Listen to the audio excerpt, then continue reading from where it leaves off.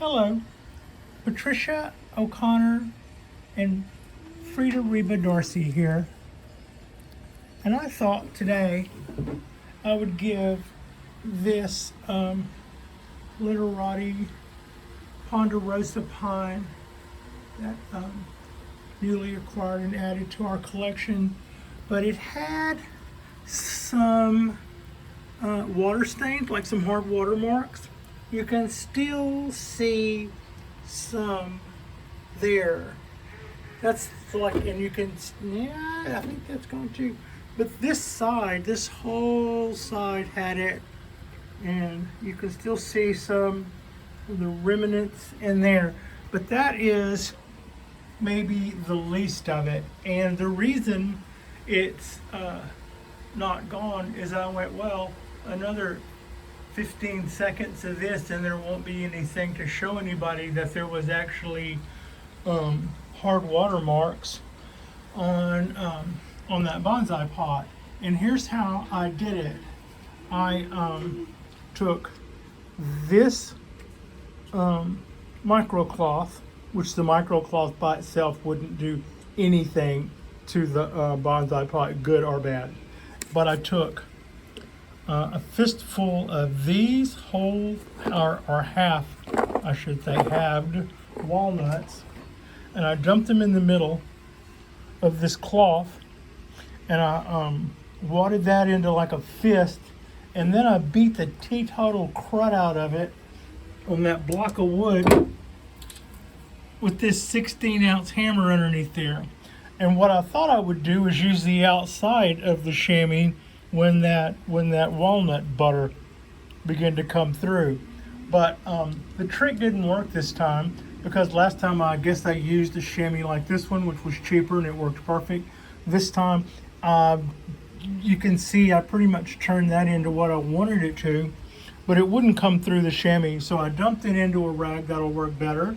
And then I used, instead of letting what just got the stuff that I wanted to use go to waste, I decided to see how it would work on its own, not being used as like a pom-pom with it almost worked like shoe polish or something, right? You put those little dispensers, and once you get the little thing under the ball wet, it shines everything. Well, it works that well, but it's just cleaning, and it's nothing but walnut oil that has been flattened to where it is just totally impregnated into that rag, so that I'm getting basically that butter all over it. And you can see it's leaving that. I'm just kind of trying not to get the I'm trying not to knock the mix out of the, get your finger out of the camera, Pat. I'm trying to get my finger out of the camera, and I'm trying to show you what's left of this stuff while I'm that was the hard part, because it was in that groove. And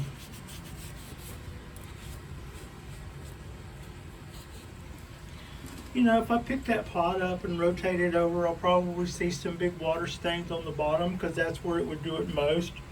But I have just one-handed, in the most half-assed way possible, did a pretty fair job of getting this bonsai pot completely there, done and done. Look,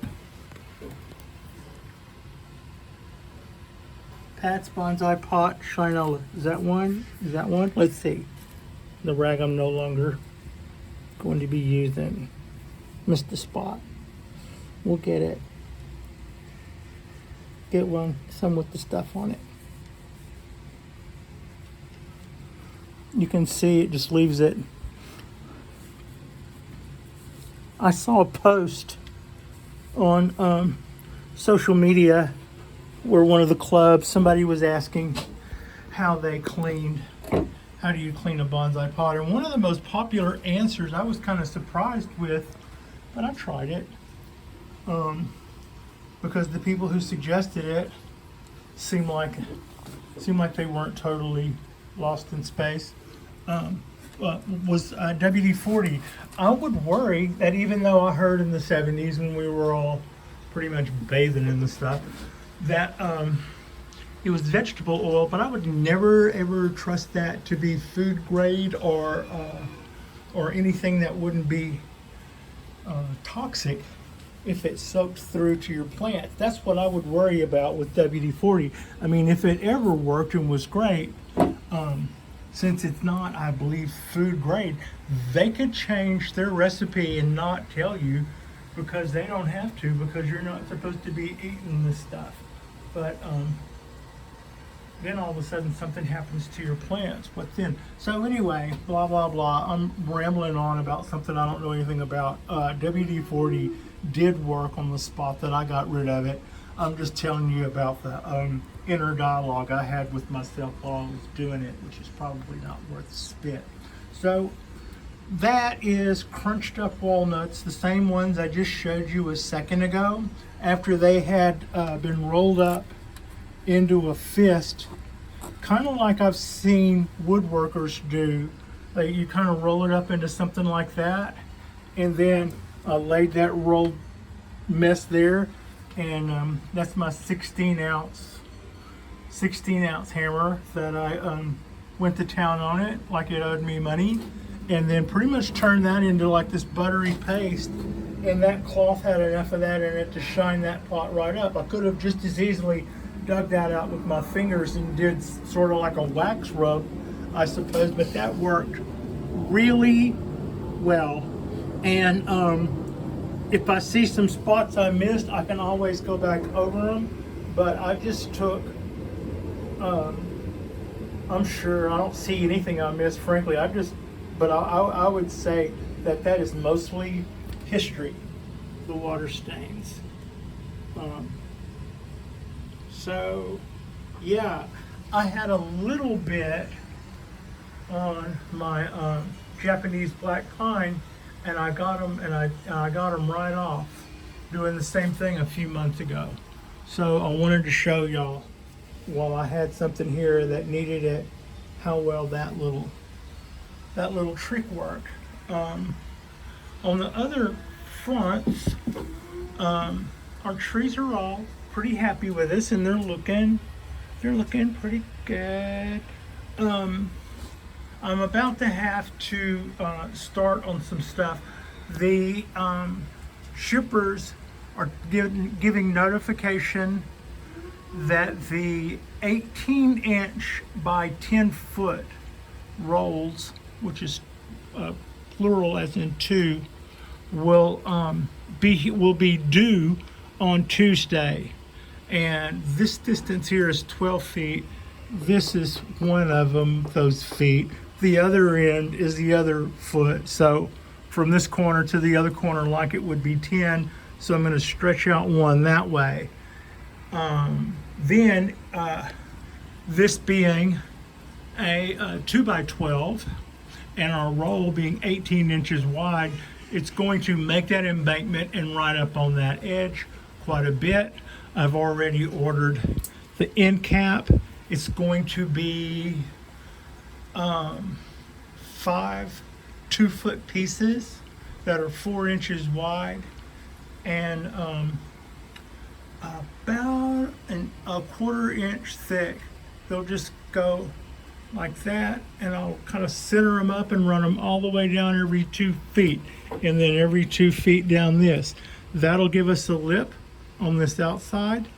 That beam, their rail will give us the lip on the other side, and that 18-inch wide sheet of copper is going to start actually on this edge, and then I'll roll it up and nail it in, and then I'll roll that corner over that piece of 4-inch wide wood. I'll roll that corner down, just like trying to gift wrap a present. and then I'll just roll that on right on down again and seal up that corner nice and tight, and then stretch it out across the other end and then go up and over the embankment. Now, between now and the time the copper gets here, and frankly, it wouldn't surprise me if then the it's actually like 4-inch siding or baseboards or something that are coming in for this what I'm calling the end cap piece. Those might not even get here at the same time, and either one of them could be late. But in the meantime, when I make this span and then come up and then go out across on the landlord's rail, I will have to have this distance secured. I will have to have made my decision as to how much rise and drop here. And I have decided that I am going to bring, like, I don't have to make a decision about that right now. This is all good. Let's just see how things are going. And I see now that I have to make my decision before I can wrap that in copper, because once I've made those 2 bends, there won't be going back on that. So what I'm going to do is drop it down. You can see the landlord's rail is there. I'm going to drop our board down to where it's still using theirs. I'm still going to use my corner brackets to rest up against their rail to keep our stuff exactly where it is. So it will drop down. That looks like about 4 1/4, maybe 5 inches. So in answer to that question, after the next project will be to go ahead and drop the rail down 5 inches, which will put these jacks back into play sooner rather than later. And if we have any heat issues with our guys here, which I don't really think we do, out of all of our problems, I don't think that's it. But it will put everything down a little lower. It'll still get plenty of sunlight from the open area. It won't drop below the rail. But then that height will be set, and our trough will be that deep, or our backsplash will be will probably be about like I said, it'll probably be a good bit. It'll probably be 4 inches or so will be our backsplash that way, and that'll all be lined in copper. And then I've ordered 1-inch copper nails, a pound of them, and they'll be running right along the ridge of our end cap to dress in our copper sheets. And they have a neat feature. I hinted about that before. It's not any big deal. It's that they should have a shaft that looks like a stingray's tail. It'll be barbed, and the reason it's barbed is because if you were to spend hours like I had to at one time in my life looking through nut and bolt and nail catalogs for strength and depth and all that stuff, these guys were barbed, and they were used as boat nails. If you wanted to put a nail in a piece of wood and have it stay there without popping out and causing a leak, you put tiny little spikes all the way down it, like some diving knives and like a stingray's tail, and they really dig in. I've also seen people use those for floorboards that stick up in old houses when, for whatever reason, the tongue and groove isn't behaving like you want it to. This is our coastal oak. It's still shedding a whole lot of leaves. We're still treating it. I'm waiting for the sun to go down to treat it. I've gotten to the point where I don't like spraying things on it when the sun's out, so it's going to get treated every day anyway. I'm just going to let the sun stop hitting it before I start cutting the leaves with wet stuff. But it is putting out a whole lot of new growth, and it does look better. I'm still concerned. The Japanese black pine looks really good. It got water today, as did the other little Japanese black pine. Oh, everybody got watered today. And it was a bizarre day today. New Orleans, I think as we speak, is getting hit pretty heavy. So our thoughts are with those guys.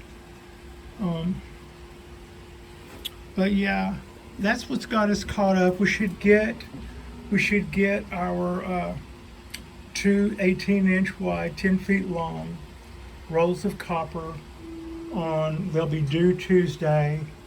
The baseboard pieces that are coming in that are 4 inches wide, 1/4 inch thick. That was probably like a half a 1/4 inch thick. Should be here. I paid for 2 days shipping, which means the way my luck's been running, it'll take longer. So, but those could come in about the same time. When those go, we'll go ahead and get started on that. In the meantime, that does give me a good opportunity to go ahead and lower that down to the bottom edge of this rail is what that amounts to from up here. So it will go down quite a bit, and that will provide a good backsplash, and that will put the tops of these trees, like right here, it won't have anything to do with the change of this one because it's sitting on the floor. That also won't change anything with the cypress trees. They might get a little bit more ambient light now if those trees on the outside go down a little bit. So that is what's got us on my hard water stain hack, and that's what's got us on a quick catch up of our trees, and that is pretty much what's going on this Sunday. I thought I was gonna watch the Grand Prix of Spa, but instead we just kind of fast forwarded for 3 hours of rain delay until they said, yeah, we're not doing this. And then we went from there straight to the news, where I watched New Orleans get side smacked. So like I said, it's been a bizarre day. I hope everybody keeps their head down with all this crazy weather we're having. And meanwhile, it was hot here today. Everybody looks a little wilty, but nobody needs water. And so yeah, like and subscribe, and thanks for watching.